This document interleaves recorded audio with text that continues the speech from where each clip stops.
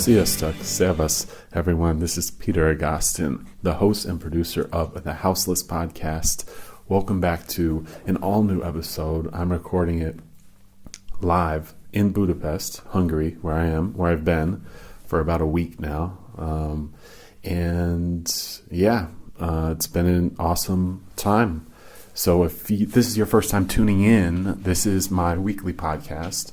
It's called The House List. If you're listening to this in Budapest or in Hungary because of my guest on today's episode, then thank you.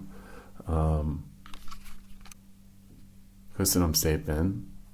And we had a great conversation. My guest today is Ivan and the Parazol. Well, it's two of the guys from this group. It's a 5-piece band from Budapest, a great rock and roll band that's been around for a couple of years, and we first made our acquaintances in New York City and have stayed in touch since. And I met up with them a couple nights ago, and we hung out for a while. And then I was like, let's just, record a conversation too. So you capture this bit of time in an evening in a real pop-in area in Budapest, and it's a really fun kind of candid conversation. So we'll get to that in just a sec. If this is your first time listening, then please subscribe on iTunes, rate it on iTunes, or write a review. That helps a lot as far as me trying to get the word out here. So I appreciate that. You can also subscribe on SoundCloud. If you listen to podcasts on your desktop computer or a laptop and you don't have an app for it, you can check us out at soundcloud.com/TheHouseListPodcast. And this is the 37th episode of The House List, so go back and check out some of the previous ones. I think you might find some that you like. You might learn something about some other people in the music business, musicians and people in the industry. But I want to at least try to record one while I was here in Budapest. And so we got one down, and it's with my boys, Ivan and the Parazol. So before we jump into that, I just want to give a little backstory of why I'm here. You might be, why is out of all the places, why are you there?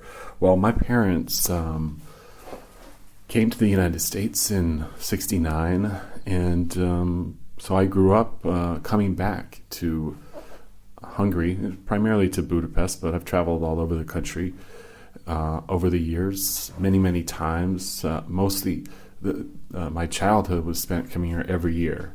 So throughout the 80s and the early 90s, I was traveling here, mostly with my mom, and it was a very different city then, and compared to now, which is this thriving, young, exciting place where a lot of people come to hang out, and young people come to party here, which when I was a kid, the areas where all these folks are at did not even exist. I remember the very first McDonald's ever.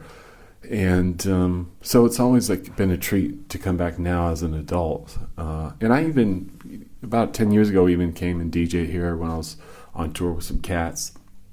So I think it's an amazing city that doesn't get its due in the canon of European touring cities, as well as just in general. So I'm hoping to be able to promote in a more of a cultural sense on the podcast some of the corners of the Budapest scene in any way I can, So anyway, I flew here from Toronto, New York by way of Toronto, on Air Canada on a plane that looked like it was from 1953. Didn't have a single screen on the whole thing. Of course, I got here, they lost my bags. It took them about 5 days to get me my bags, so I was wearing the same pair of clothes for a while. And then I got really sick right away too, because it got cold. And so it's been this kind of pretty crazy journey. But I'm here with my dad, and we've just been doing a lot of, tourist stuff, which for me is I like going to cemeteries and places like that. So we went to Kerapeshi, which is this amazing monument. Well, it's like it's a giant cemetery on about 140 acres of a lot of the Hungarian dignitaries, writers, scientists, painters, and it's just a beautiful works of art, mausoleums and arcades and stuff. So that, and then we went to Monument Park too, which is this far-flung, seemingly abandoned, but not really. But way out in the burbs, there's this kind of like field that's fenced off, and all the, I guess, discarded communist statues of a bygone era, seemingly left on display. So I wanted to see that too. So I drug my dad out there. We took a streetcar to a subway to a bus and made it out there. And then, yeah, we even went to Vienna too for a day for the Egon Schiele exhibit at the Leopold Museum in Wien. So yeah, doing some tourist things that has been very refreshing for me and cleaning my palate. So I'm like recharging my batteries here amongst visiting a lot of family, because all of my family is here. All of my relatives live in Hungary. So it's always like I'm running around quite a bit while I'm here, but I was able to record this podcast. Hopefully I'm going to do one more, but this one was a very important one to me because I believe in these guys. They're great dudes. So basically the conversation is with two of the five. I basically met with most of them before, and then later in the day we did this chat with the drummer and the guitar player. The guitar player, Mate, and the drummer, whose name, he doesn't really go by his first name, but Balant, which I know I mispronounced, but they're great guys. They're awesome guys. And Ivan and the Parazol are also, if you are going to be in Budapest later this summer, headlining the Budapest Park on August 5th here in the city. So I wanted to get that in, and they may very well be coming into the United States. Actually, they are. I know that for a fact. So anyway, nevertheless, I want you guys to check out this conversation with us right now here on the House List. Remember, if this is your first time listening, or if you like this conversation, please subscribe on iTunes. Just rate it on iTunes, or if you listen to it on SoundCloud, repost it, and feel free to share this with your friends or with anyone that you know likes this band. Or if you just know some Hungarians that might not be hip to Ivan and the Parazol, this might be a great introduction. So check it out and enjoy. Only here on the House List. Yeah, nice. So yeah, I mean, obviously we've been like talking for a couple of hours already. So it's not like, this isn't like a formal interview, you know. But I figured since we've already been hanging out and talking enough, we can kind of like talk a little bit more about like the history of the band, and we're in this such a beautiful part of Budapest right now. Just like talk about all that shit, you know. So what I'm curious too, because I think when I first met you guys, which was in New York, right? Yeah. Much younger than. Yeah. Nicer. Where at what point was the band, was Ivan and the Parazol like at, like in the history of the band? Where was it? In New York? Yeah, like when I first met you, where do you see the band being at that time? Like you had already been around for a while here. We had been together for 4 years then, I think. And that was the first time you would come to the United States as a band? It was the second. Like, after our first album got released in 2012, and we've been already playing together for 2 years when we first released our album. And it was, at that time, it felt a little late, but then we realized that it was a good idea to, jam for 2 years and then write songs and play shows, and then we could... It felt late to what? come to to be in a band that doesn't have a record. Oh, and yes, it's an still album. and it's around for 2 years. Right. But then, it turned out to be a wise decision because our sound and our style and our soul, it was born already, and we knew what we wanted to do, and then we could do an album that's really us. Right. Yeah, we were ready as a band when we recorded our first album. So how do you guys know each other though? Like, did you guys go to school? We went to the same music school. Yeah. What was that called? It was called Improzenei Műhely, What part of the city is that? It was what was that? Uda. What district is that though? I don't know. I'm gonna quiz you on your districts, man. I don't know. What but district are we in right now? 7th. Okay. It was far. It was a little far from the center. It's like a village house in like It was a one man music school. Oh, you had one teacher that did everything.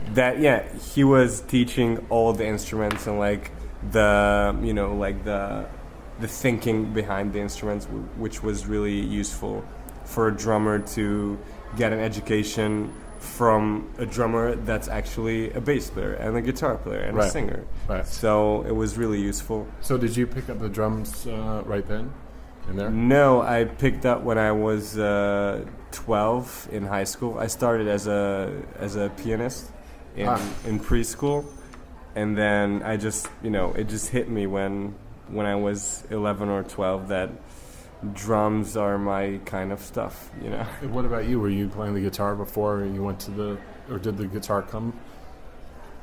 Well, I started to play it when I was 12. Yeah. Wow. And first I thought that I'm gonna be a drummer. Then he plays nice drums though. Yeah. No. Decent drums. Actually, what we should do too, just so people have some context to our conversation, because we kind of just started and we've been. It feels like this, it did start like a while ago. Yeah. So, and since we know each other, and I was here in Budapest last year, and we saw each other, and then in New York, and we're working on a bunch of stuff together. So, obviously the rest of the band isn't here. So if you could just kind of introduce yourself in a way. I don't do this ever with other conversations, but since it's it's 5 guys and there's 2. So you play drums, yeah? Yeah, this is the band called Ivan and the Parazol. It's a 5-piece rock and roll band from Budapest, the capital of Hungary, the great Hungary. Late socialist motherfuckers, but now a fairly democratic country with a lot of creative energy and with a nice music scene, rock music scene. Yes, and great set of ladies. But absolutely, yeah. It's so pretty incredible. Yeah. So this band started so we could pick up chicks in 2010. And so it's 2017 now. Yeah. It was actually we have the chicks. Yeah. We have the chicks and the fame in Hungary. So it's a 7-year-old band, but we actually are. So as I said, our first record came out in 2012. So that's actually when we started really functioning. Right. And it was funny because on our first record, there's a song called "Take My Hand." Which immediately got tons of airplay in the biggest radio in Hungary, and from a band that's playing the smallest rooms to no one, immediately we become this really popular and hip and cool band in just a couple of months, I think, because of at that time MR2 Petőfi Radio was actually it was a scene creator of its kind. Yeah, it was highly influential. Yes. Yeah. So if your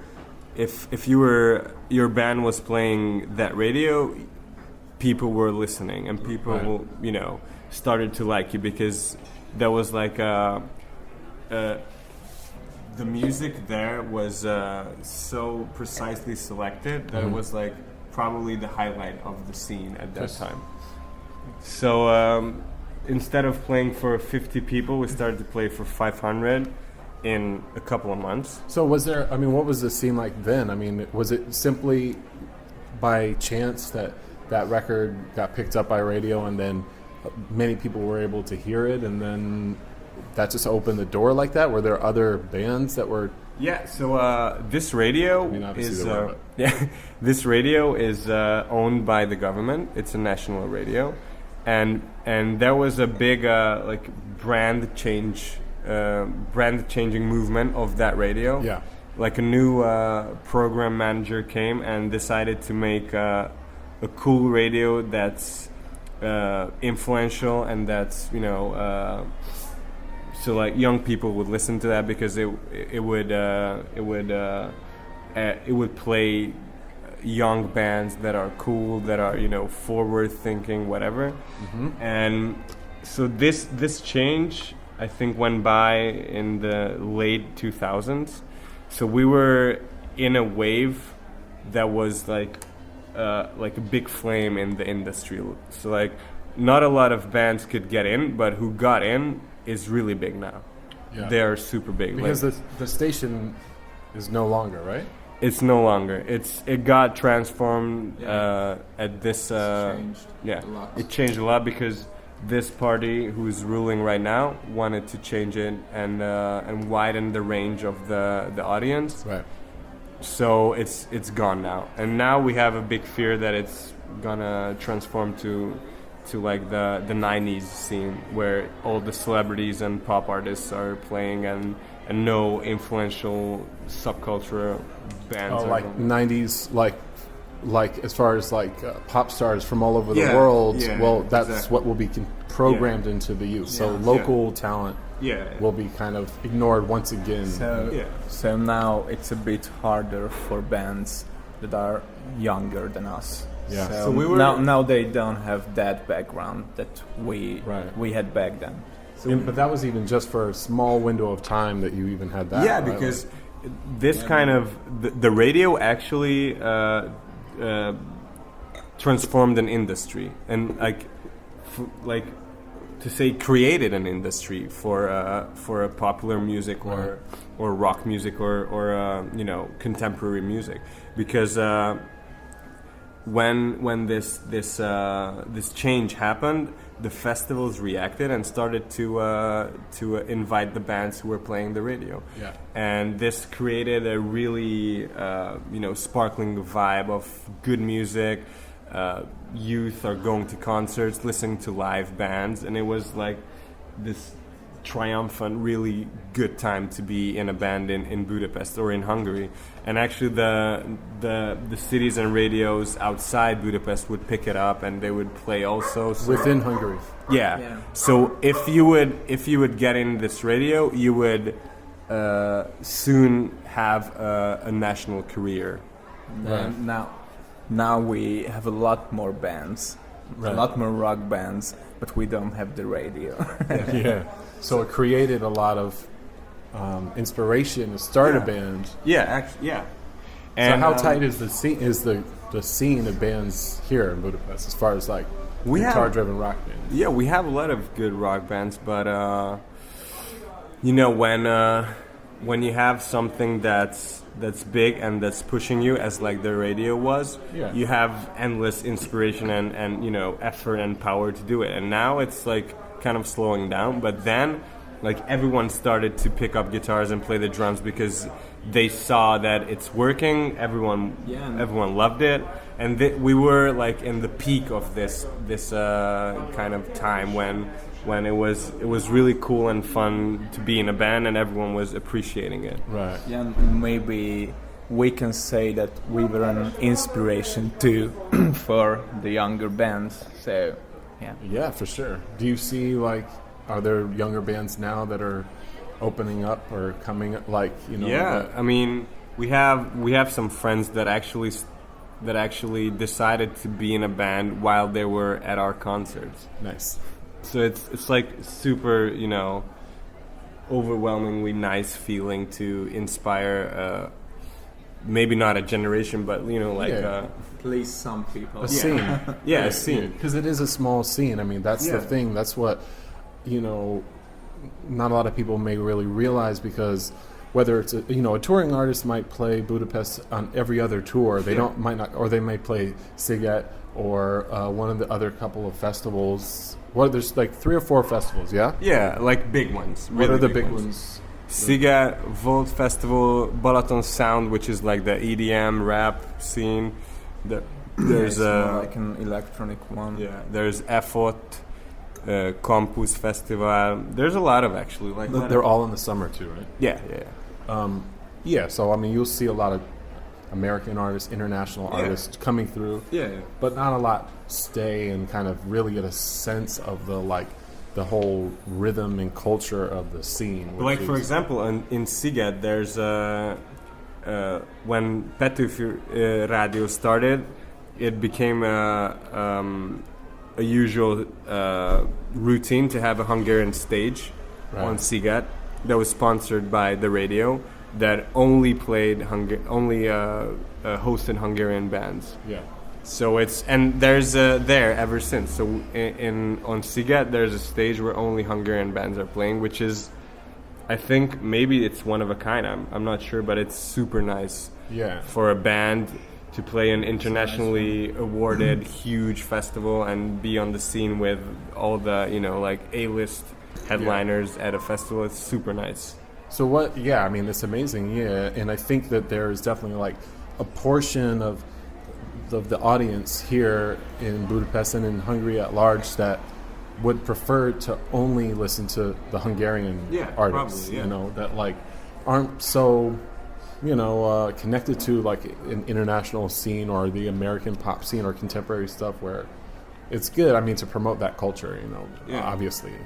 But I think I have to mention that our success contains an element of youth in Hungary knowing English and knowing the world, whatever, because we sing in English. Yes. And it's not new to them to sing an English lyric. Yes. So and on the other hand, yes, of course, yes. Yeah, but it's true that to have a really, really deep connection with the audience, if you sing in Hungarian to them, they're gonna react a little differently. That's true. You have to admit it. It's a bit easier. Yeah, sing in Hungarian here. Yeah, it's an easier connection, but all of our albums are in English, and there are we can't fan see any difference. Yeah. So. Our fan base is singing our songs in English. Right. Yeah. Was that like when you started writing the songs and stuff too? That was like how conscious of a decision or premeditated? Unconscious. Decision? Yeah. I mean, we're just jamming in our rehearsal space, and Ivan started to sing in English. Oh, cool. Because we were actually the vast majority of artists that we're listening to were foreign bands. Yeah. So what were your bands like coming up, like in high school, or what struck you to the point? Because if you guys are in your mid-20s now, so you started the band sort of like in your end of high school. Yeah. Yeah, we were. So what? 19 years old then. What was your first? What was your first concert here in Budapest? It was a Hungarian alternative band called Pál utcai fiú. Really? Yeah. Yeah, they sing in Hungarian, and they got their name from a famous Hungarian novel. Yeah. That was my first one with my parents. Nice. Where was it? It was at Pecha. It was a really nice Outdoor venue. Outdoor venue, yeah. Yeah, that was my first. What about you? show. First show. What about your first was it like discovering rock and roll? Was it like American rock? I remember dancing my ass off to Elvis Presley in my living room in our family home. So it wasn't a gig. No, it wasn't a gig, but it was like the first thing I remember It was your first gig. Yeah. I remember that moment when I was listening to Jailhouse Rock, and it just like went into my bones immediately. Wow. It was like, what is this? I was actually running back and forth in the room because I couldn't, Freaking out? bear the energy and everything. Yeah. The concert, I don't remember. That's cool. Because I think, in the States too, I think a lot of it is like a lot of musicians are really inspired by seeing that first concert. So I mean, the way people receive music in a very early, like in their youth, and how it settles inside of them is pretty interesting. How it happens very differently all over the world. Yeah, and we are lucky because our parents have great taste in music, so that's why we were listening to Rolling Stones and Beatles when we were really young, and to famous blues musicians. Yeah. Nice. What do they think about the band? Do they dig the band? Which one? Your folks. Oh, well, until Apu and Anu. Yeah. It's funny because until we started making good money out of it, they were like suspicious or like, had mixed feelings about it. But now, as they see we're succeeding and like thousands of people are, partying and listening and, dancing to our songs, they're like totally fine with it. Yeah, they're super happy about it. Cool. Now. Yeah, they're really proud of us. Yeah, we can say that. Yeah. And even if they had mixed feelings, they bought our first instrument, so... Yes. So there's the support for music school. Yeah. Exactly. So okay, so you guys met at the music school. Yeah. So where was the rest of the guys? How did they come in to the band? Well, the bass player, Yanni, Mate, and I met at the music school. Uh-huh. And Ivan, the lead singer, we went to the same high school. Uh-huh. And Bex, we just found him. Actually, Bex found us. Yeah. Because the first time I met him was we had a band with Yanni, the bass player, previously before this band. Oh, what was that band called? It was a fusion rock band. It was a fusion jazz blues trio. So it was like Chick Corea style return for old jam band, but Chick Corea style. But we were 16, so so like the quality was probably not as high as you would think, but it was nice. What's the Hungarian It was a cool band? band. Which one? The most famous Hungarian band to tour in the United States. LGT, Lokomotiv GT. Yes. So was that must have been a primary influence? Of course, yeah, heavily. What's the label again? What was this iconic Hungarian record label? Magneton. Yes, yeah. Yeah. So they were on that. I mean, amongst there's back then in the 60s, like the industry would work as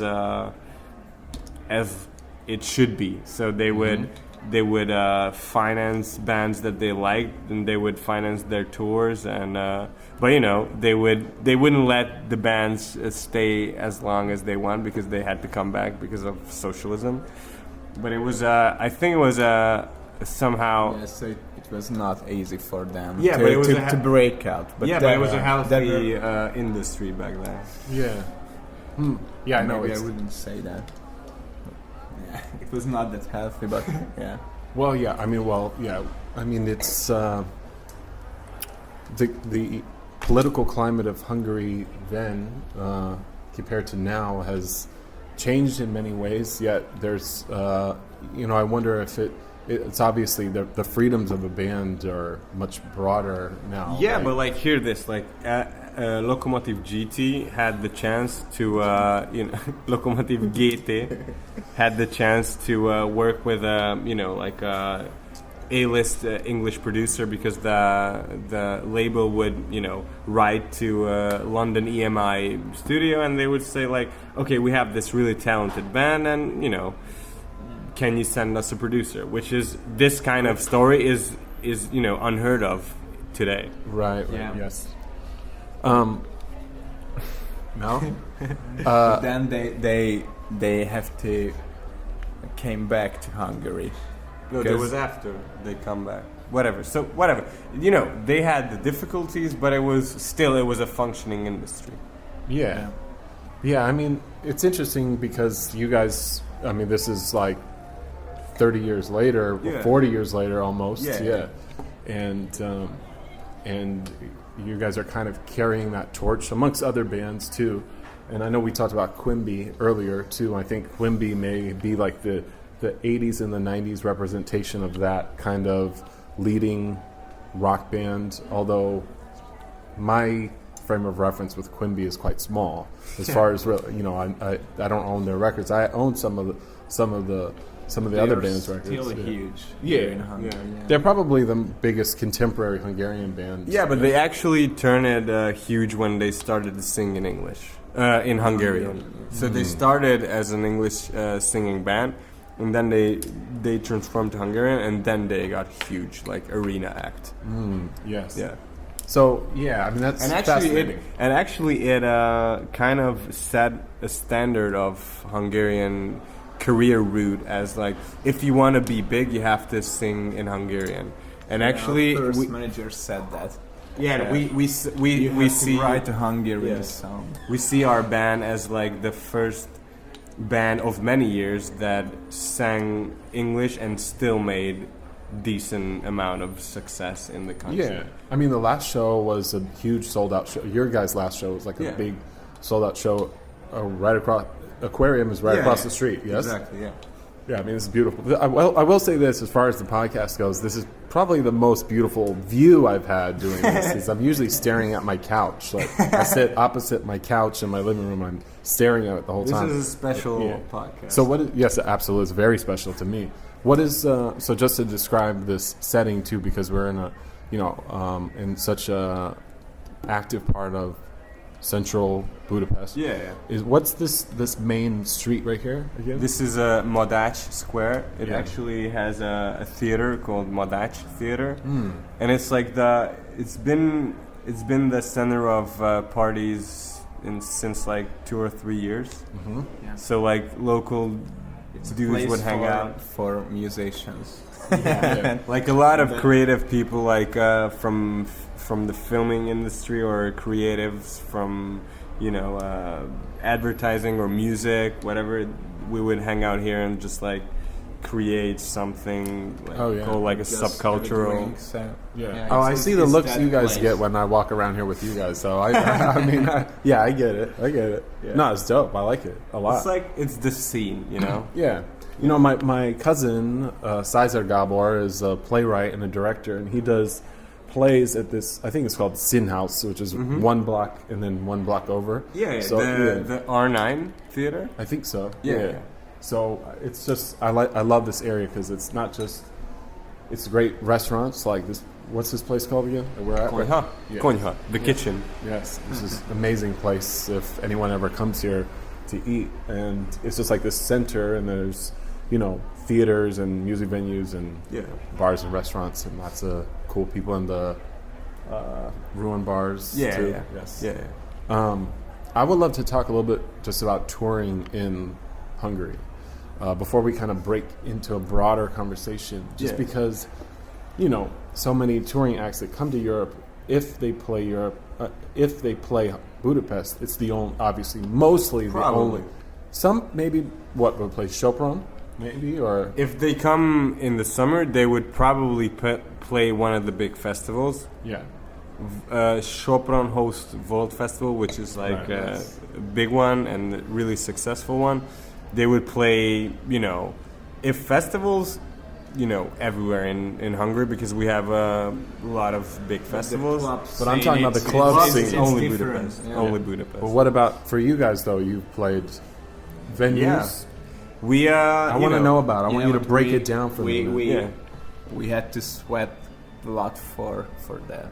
Yeah. So, and what, as far as like playing in front of audiences, they're just like who are like these? empty rooms. Yeah. But we started as, our lesson was, if you wanna, gain audience, you have to go there and play. Like you have to go there even twice a year or every month. And when we started with our first and second LPs, we toured every single city in the country. Even twice a year, we would go from Nyíregyháza to Sopron, and would add up like every city. If you have 50 people that likes your show every city, if you get to a festival, that would add up, and it would equal. It would be equal as 3,000 people. Yeah. So what about? So we learned the hard way. We had to go everywhere. Yeah, but there are some really good cities. As for music, so Page, of course, is a big university town too. With a lot of bands, so it's a good place. And Sopron is nice too, and Seger is a really good place as well. Debrecen, yes. Yeah. It's like all the major cities that host. Győr? What? How do you say? It's Goyt. Goyt. It's close to Győr. Yeah. Győr, yeah. It's a Sorry. good place. Every big city that has a university, it's good. It's a good city. Yeah. But it's a good place for a Hungarian band. Yeah, of course. Well, yes, per se. But I mean, like for American bands, that might be a little trickier. Where we actually had we went to Eger or I don't know where. It was a place with 50 people and like a super small club. It was second. No, it was Eger, where we saw a poster of what was the famous metal band that played there? Hardball, or what was that? Hardball. was it Madball. Madball from New York? Hardball. Madball from New York? Yeah, Madball from New York. Classic New York hardcore band. Yeah, played this, That's amazing. Extremely small club in Eger. I think Eger Wow. has a really, really strong hardcore scene. Yeah. Really? Maybe that's why. Man, I want to see some Hungarian hardcore bands, man. Yeah? Yeah, absolutely. I mean, the New York hardcore scene is a very strong knit, very loyal fan base. So, is there a hardcore punk scene in Budapest? Yeah, of course. It's more like a punk scene now. Yeah. A few years ago, it was there was a really strong hardcore scene. Yeah. Mm. There was a record label. There was a record label called Budapest Rock and Roll that hosted all the hardcore and metal bands, and it was super strong. But it was in the 2000s. Yes. And actually, when Petőfi Radio started this revolution of contemporary music, they got left out, and ever since I think they feel this, this rage of being left out from the radio. But I think they are still very strong. Yeah, well, hardcore music never needed the radio to begin with. Yeah, really. it was more like a modern hardcore scene. Yeah, so not the old school one. Yes. Yeah, interesting. So when we met in New York in 2012, after our first record, we had the feeling that we had to get out of this scene because we had big dreams. Plus, we wanted to discover and travel. Yes, of course. And actually, it's hard to say these kind of sentences, but this move of playing a first record band playing in the States started something in the scene here also. Really? It's like we put ideas in other bands' heads that you can get out, you can go there, and you can discover, and you'll be just as good as American bands or English bands or whatever bands.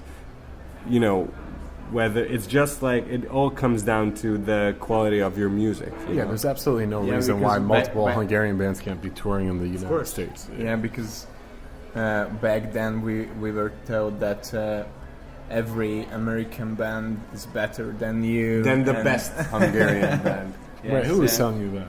It was like the really sad. That's some like fucking communist oppression bullshit there, man. The stuff that came out of people's mouth were actually the people who were, the sad and the people who couldn't make it in the industry, whatever. Yes. And when we first got into South by in 2012, they said that like, why would you even bother going there if every single band who's not from here, they're gonna be better than you. And we said we're gonna find it out. Yeah, but people are more. We're gonna look for. People are more positive now. So yeah. Well, actually, now the industry says that like Hungarian bands learned how to play on an international level. Yeah, and I mean, so you won this like MTV thing a couple years ago, right?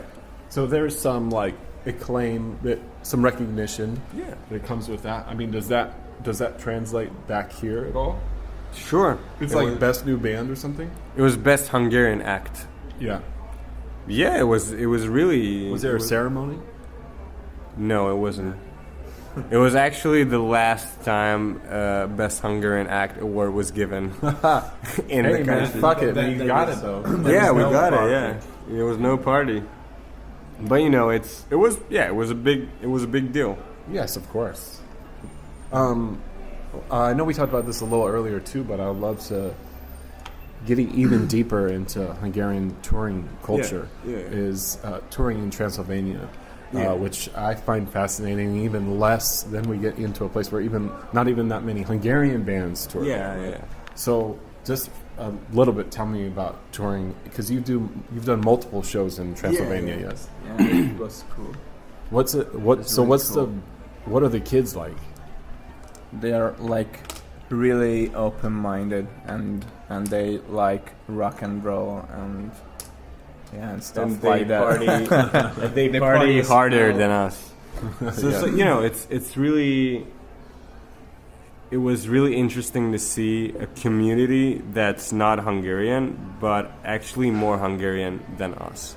So do they reach out to you being like, we want you to come, or is it like a mutual thing? Yeah, there were two guys two really young guys. Yeah, young guys who just started like an agency that brought Hungarian bands to tour Transylvania, and they had connections with good venues. And actually, we were the first band to tour this kind of program. But it was super crazy. Like, we had 4 shows in Transylvania. What are the towns? Can you remember the names? It was Kolozsvár, Marosvásárhely. Can you remember? You know? No. Wait. It was... oh, man. Are these like college towns? Or like... Kolozsvár is definitely a big college town. It was super nice. It was actually the biggest show of the tour. So what's that? What, it's like in like a bar? What's the venue like? Venue is like every other venue. It's more like a proper venue. Yeah, it's like it's like Cafe Y in New York, right? Or bigger, or even bigger. Yeah. Oh yeah, Cafe Y. You guys played there, right? That's amazing too, because not a lot of bands, hit that spot.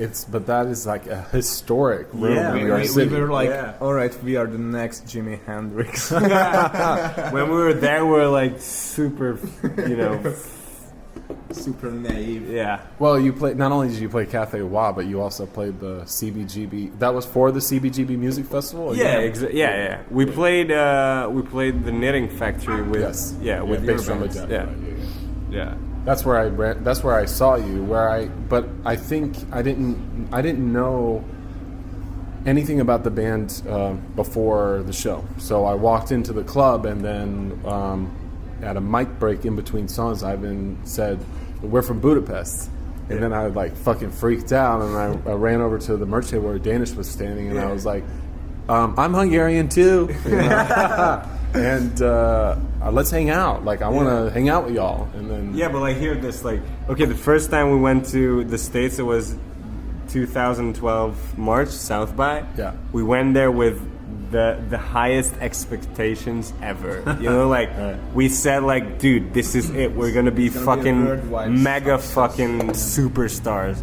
And then obviously, like, nothing big happened, you know? But like one thing happened is that we got invited to CBGB Festival in New York the same year. And then things happen, but small good things. Yeah, small good things. But you know, when we were like traveling back, a contract with a sync company. yeah, but you know, like you had some stuff go on. Yeah, well, but we didn't turn into superstars, you know. Right. But then when we went to New York, and then we played with bass drum and at this really good bar in Brooklyn, and then you showed up, you know. Yeah.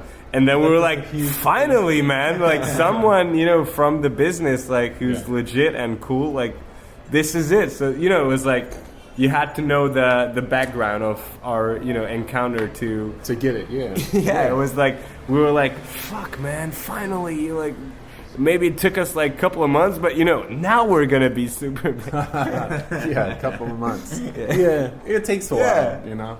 And it's like, you know, it's just all about the journey too. Like you guys are, you know, you guys work very hard. Yeah. You know, you're like road warriors too. I mean, you tour a lot too, right? And we can't complain. With 2014 we had more than 100 shows. Nice. Yeah. How many shows do you play in Budapest a year now? Now it's like down to 2 or 3. One really big headline and maybe 1 or 2 festival dates. What was it? I'm sure you've been asked this a bunch of times too, at least in the Hungarian press. But you played the arena, with Deep Purple. Yeah, we did. There was just a one-off, right? Yeah. So that's like, you know, that happens occasionally with when a band becomes at a certain level as a headliner, they get invited to open up for someone in an arena. So how was that experience for you? Because it's not going to be absolutely great, right? But it was insane.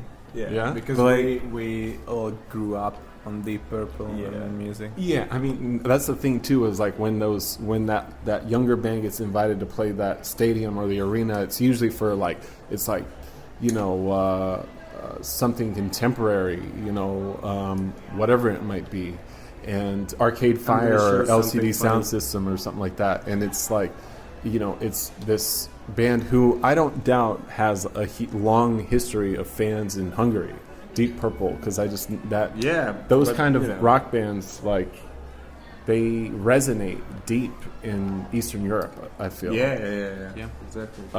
So for it to be that show, that was the actual place is arena, right? Is that it's what Budapest Arena? Yeah, like it's where the soccer team plays and stuff. No, not the soccer team. That's different. Puskás, but it's like the big not open air arena. Yeah. It's like the indoor arena. Yes. 12,000 capacity. But it was like the first thing that I experienced is like when you see a crowd that big, it feels like free fall. Right. It's like you see like, oh my god. Was it? What was the attendance like when you guys got on? Was it 9,000? Really? Yeah. Wow. Yeah. It wasn't people like sometimes people are still coming in. Like, no, it wasn't. Yeah. Wow. Like actually, I'm looking for a picture, but I wouldn't find it. Actually, I posted a picture on on Instagram of the arena, like playing the arena today, and you commented like, "Headline? Are you headlining?" Yeah. So like, not now, but maybe later. Yeah. I mean, I thought you know. And it was like a couple of months later than we met in New York. Wow. Yeah. That's amazing. Yeah. I mean, you're not there yet, but you're not necessarily that far from it too. I mean, well, I would say we're halfway. Yeah, I mean, or like a third way. Because even that big room in an aquarium it's like 1,500 people, you know. Or yeah, close. It is. Yeah. And then the next big show for you guys is the Park, which we did the Park 3 times already. Have you headlined those? Yeah. So that's like every summer you play Budapest Park. Yeah, we play like one indoor headline show. We would play Budapest Park and Sziget. Yeah, that would be like the 3 big shows and some more bigger outdoor shows. Yeah. Well, what about in the wintertime? Do you not play shows in the winter in Budapest at all, or what? You just wait for the summer? Sometimes we do. Yeah, sometimes we do, sometimes we don't. Right. It's like now it all comes down to business, like what makes sense for us. Yeah, I mean, you have to. For Budapest, it's it's your biggest place, so you have to be careful. Yeah. Yeah. If we would wait like a year, we would probably do a so much bigger show. Right, but we don't want to wait. Yeah.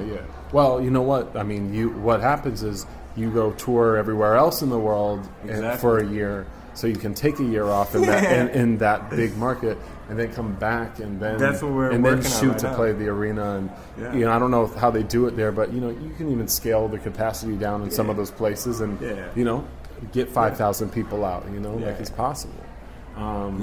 Exactly.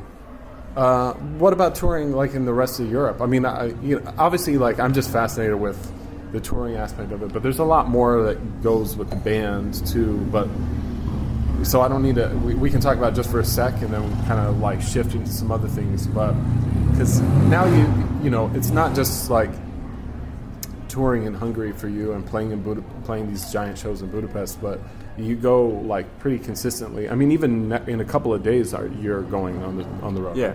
So we're doing pretty well in the Netherlands. Oh, cool. Yeah. So where are the shows next? It's this weekend, right? Yeah, we're going to Netherlands and Belgium. What are the towns are you playing? We're playing Zwolle and Ermelo in Netherlands, and then Kortrijk, a rock festival in Belgium. Ah, cool.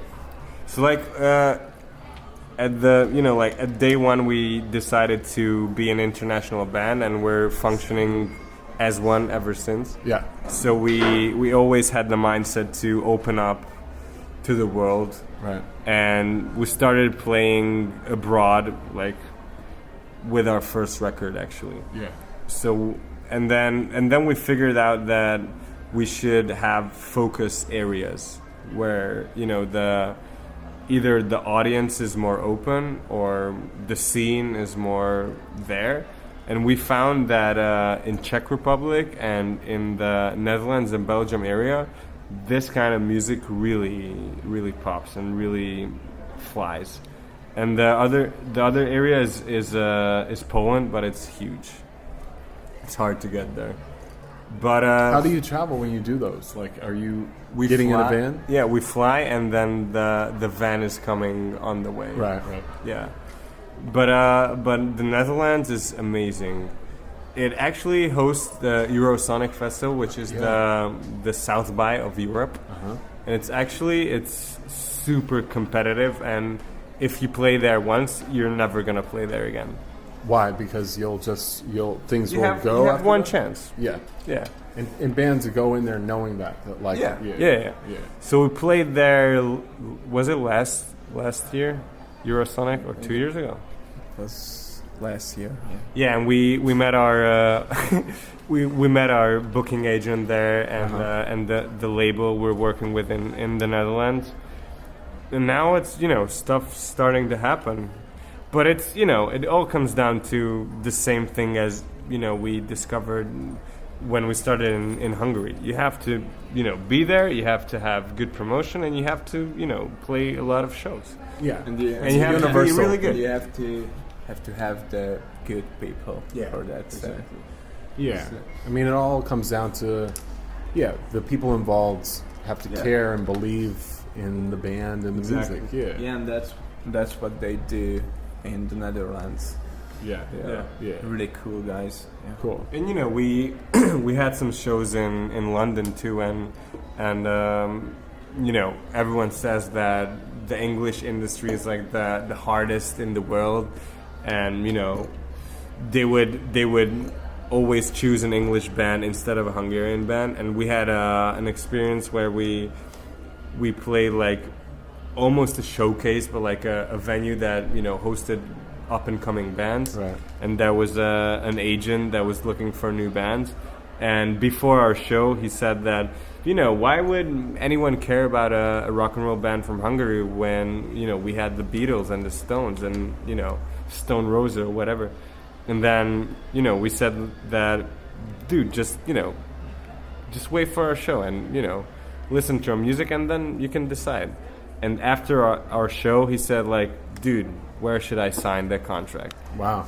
Yeah, and we didn't sign it eventually because it was too expensive. We didn't have the money. No, He wanted you to pay it? no, yeah, he, you know, like it fuck makes that sense. shit. No, it makes sense because Sorry. you know, yeah. But like he said that you know it takes a lot of effort to crack the English industry, and they have the you know like the infrastructure, and you have to pay for that. And we said like we're not gonna do that. Yeah. You can't pay to play, you know? Yeah, I mean, exactly. sometimes you have to, you know, pay for work permits, but that, but that's about as far as it goes, I feel like, you know? And sometimes, you got to rent a van or you got to buy a plane ticket here and there. Yeah. But when it comes down to it, it's like if you're genuine with what you're doing, and I think this is like universal. It doesn't matter what country you're in or what continent you're on to. It's like if the show is compelling and people are and there's an audience, big or small, that's like genuinely feeling it and they're into it, that like transcends any kind of like bullshit about I had the like, feeling that maybe maybe like if you see an unknown band and it has UK after it, maybe you're gonna want to see it, maybe. But if you see a Hungarian band that's good, you're not gonna care if it's, you know, UK or Netherlands or whatever. Yeah, exactly. There's something. Yeah, I know it's kind of hard to put a finger on it, but because there's so few Hungarian bands that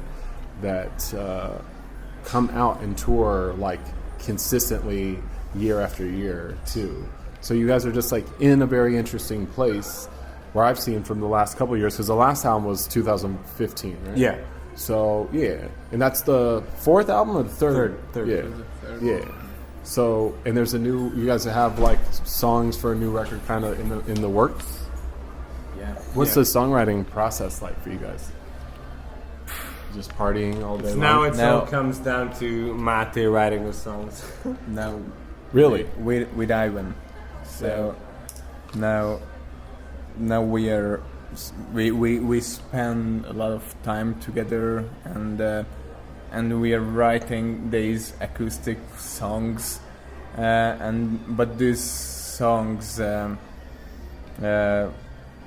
they can't be really good until the other members of the band start to think about them and Yeah, because I think the first two records was written together more in the rehearsal space, and like we would go away to, you know, village houses in the countryside to work on it together. We did the same this time.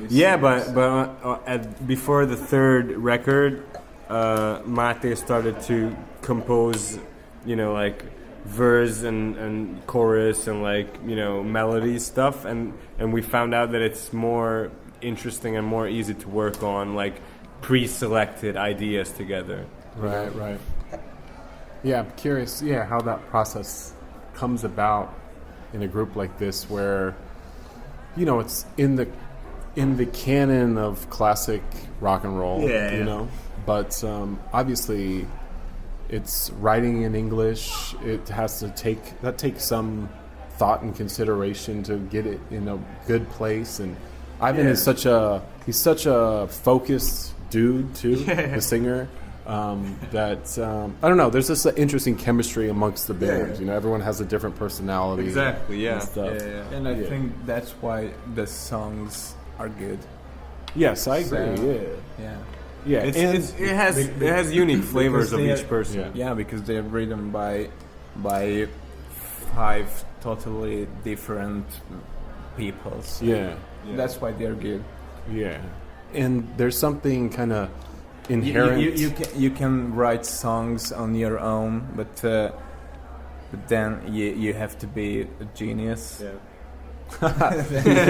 Yeah. I mean, every group and artist has its process. You know, it's good that everyone informs like what you guys are doing. But the thing for me too, at least this is kind of in an emotional and sort of psychological way how I like interpret your stuff.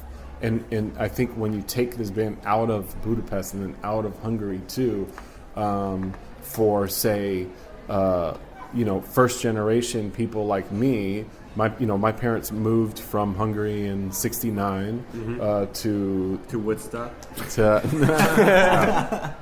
Virginia, but to the United States. And neither one of them spoke English when they got there, right. And they learned along the way. So I know that there's this thing that exists, like kind of under Hungarian art and music, and both with musicians, but like painting and direct music, and film and directors and stuff. So that even though you guys are doing this really solid kind of rock and roll, it should have a unique flavor to it. Yeah, absolutely. And there's this something that's just undeniable. It has this undeniable Hungarian soul to it. Yeah. Which think so. I think so, and that you would only that you can really identify first as a Hungarian or as a child of immigrants. I would never understand why your parents wouldn't teach you Hungarian. Oh no! They absolutely tried. I mean, my mother. And listen, I know Pizzi or Kitchi, and I can get. When we're hanging out, we're speaking English too. If you guys wanted to speak Hungarian, we could have done the whole interview in Hungarian. Really? Yeah. So really? Of course. You would understand Hungarian? You can understand the language. I might say mit mondom quite a bit, and mentidum. I would say mentidum a lot. Yeah. But yes, I know I know Hungarian. I can't read it. Yeah. I can read some words. I can't write it. But if you were to have a conversation, I would. I'd pick it up. Yeah, I would pick up that's what you a said lot. last time that you can understand us speaking Hungarian. Yes, of course. That's nice. Yeah, because most of my relatives that I'm going to be visiting here, they don't speak English, and they never did. Oh. And when I was coming here in 1985 and 86 and 87, no one spoke English, Really? Very, very, That's funny. very few, and it's 2017 now. So I remember when the very first McDonald's came here to Budapest, the very first one. In and I went there. Street. I think so, yeah. Yeah. And they had cucumbers on the hamburgers, and it was like... And that was weird? Very weird. Is it a Hungarian thing? Cucumber and a hamburger. I mean, back then. I've been talking... This is the 80s, so it's a long time. Dude, I've been coming here for 30 years, so... I thought you are 30. I'm 37. Oh. Yeah, yes. Nice. So the first time I came here was it was in 1980. I mean, as an infant. I was born in 79. So, and then I came every year for, I don't know, maybe 12 or 13 years. But that's actually pretty nice from your parents to drag you here every year. Yeah, of course. And it was all my family lives here. So it was when I was younger, I was not always happy here because because it was different. It was confusing because people didn't speak English. People looked at me kind of weird too. Yeah, there's a lot of communists. It was still the Cold War was still thawing, and instead of a free world, all you found was a bunch of communist dudes. I wouldn't go that far, but I mean, and plus, this area where we're here now this didn't exist. Yeah. It was just old ladies with scarves on their heads walking. Different. Yeah, it's much, much, much different. In fact, Budapest now is one of the most livable cities on earth. Yeah, and it's got such a wonderful vibe with young people with kids in their teens and their 20s that are it's a whole different generation. And for us, it means a lot of inspiration. Yes, I mean this is your audience. Yeah. Now I think the world is we're a really good place right now in terms of international growth, because we feel that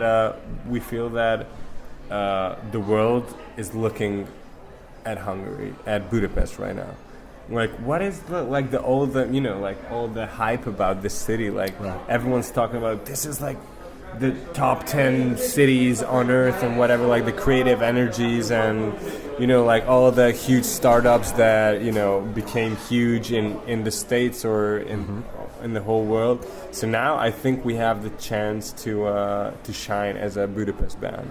Oh, absolutely. Yes. I mean, I certainly hope so, and I hope to help along the way too. Yeah. So I appreciate you guys talking to me too, and it's been kind of an epic hang leading up to this too. So a little confusing, but no, it's all good. No, it's great. And then and I'll be seeing you guys in the States. Yeah. Very soon. Yeah. In a month.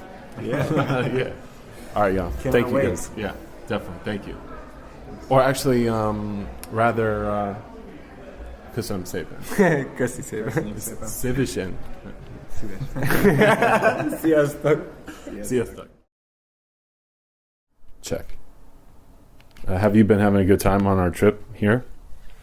Well, so. Yeah, it's been great.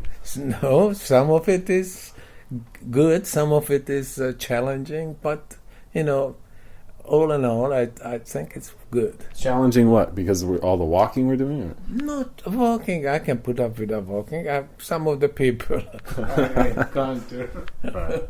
I mean, let's face it, we're all different. We can't be uniform, but some of them just irritates me.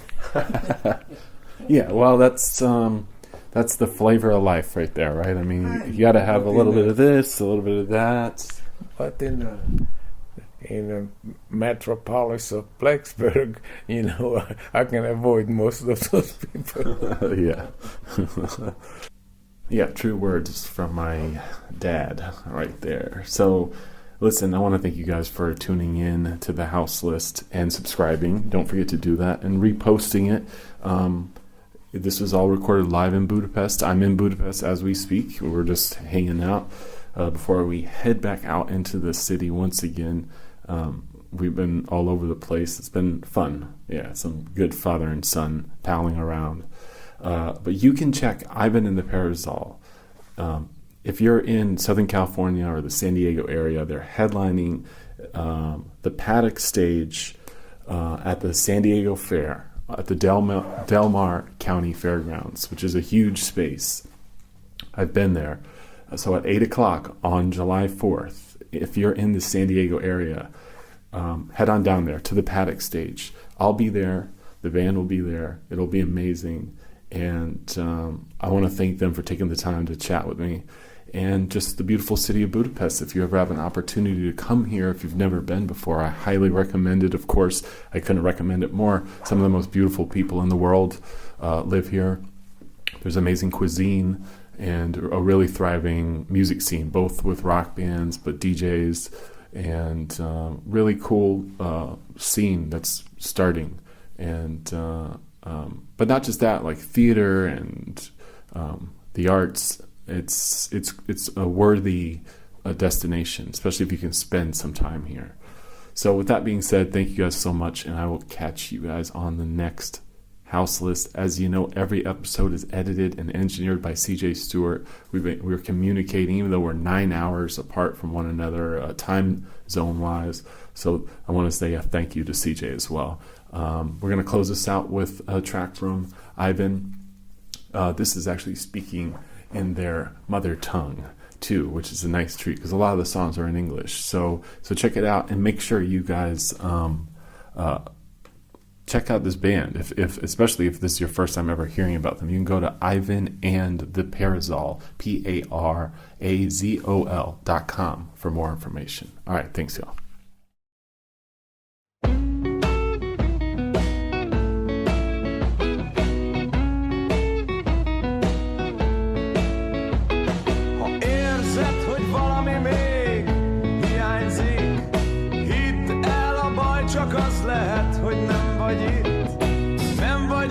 Gondolatban messze jársz, de egyszer még tudom, hogy megtalálsz.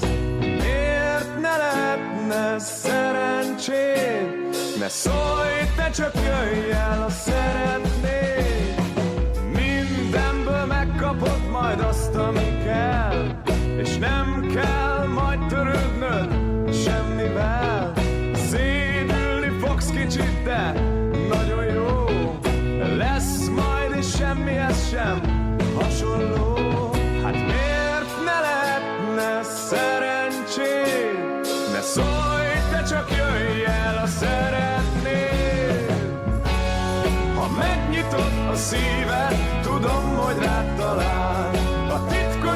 Édes érzés, mely köztünk körbejár, mert egyszerű a képlet, csak megfejtésre vár.